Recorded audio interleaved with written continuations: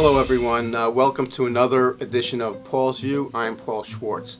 Today's topic is Richard Milhous Nixon, the 37th President of the United States, and whether or not you think he's justified asking from the grave whether or not whether it's justified for him to get a do-over. In golf, it's called a mulligan. On the streets of Brooklyn, it was called a do-over. And in politics, it's also called a do-over. With all that has gone on with this current administration, it really is a good question as to whether or not Richard Nixon, 45 years later, is eligible for a do-over. Nixon famously said, as you will remember, the people have a right to know if their president is a crook. And I don't think he was limiting that to just his presidency, but also to any president. There were 3 articles of impeachment against Nixon.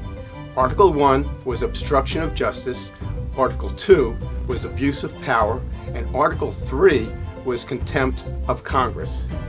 Bear with me as I read some of this.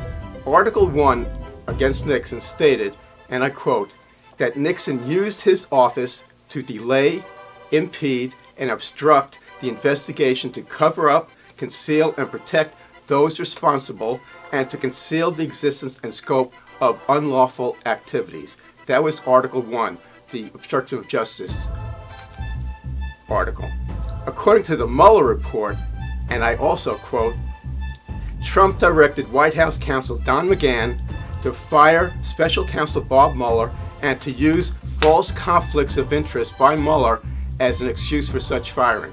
Just as an aside, the conflict that Trump was talking about was this. In 2011, Mueller and his family were members of a golf club in Virginia owned by Trump, but they didn't make use of it. So they requested that they get a refund of the membership dues. Apparently, they didn't receive them. That's the conflict that Trump is pointing to when he says that Mueller is conflicted. Now, in addition, according to Mueller in the report, when these actions came into public awareness, Trump then, quote again, repeatedly called for McGahn to deny that these actions took place, and even went so far as to tell McGahn to write a letter for the files, falsely denying that McGahn had been directed by Trump to fire Mueller. That's Article 1, obstruction of justice. You make the comparison. Article 2 against Nixon stated Nixon repeatedly engaged in conduct violating the constitutional rights of citizens, impairing the due and proper administration of justice, and the conduct of lawful inquiries. Basically, what that refers to is that Nixon had called on the CIA to intervene in the FBI investigation of Watergate.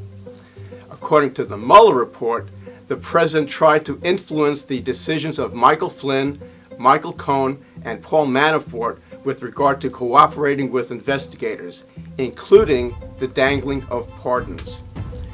The report also states that the president repeatedly pressured then Attorney General Jeff Sessions to reverse his legally mandated decision to recuse himself from the investigation and for Sessions to limit the scope of the investigation to future elections.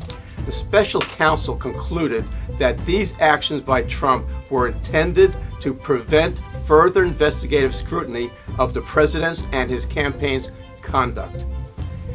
The last article, Article 3 against Nixon, was contempt of Congress. Nixon, according to Article 3, states that he failed to produce, and I quote, papers and things as directed by duly authorized subpoenas issued by the Judiciary Committee of the House of Representatives and willfully disobeyed such subpoenas. Sound familiar? Trump issued recently the blanket denial of all subpoenas from Congress for members of his administration. If Trump's actions do not warrant impeachment, then Richard Nixon is more than justified in demanding from his grave and a do-over, even if posthumous and some 45 years too late.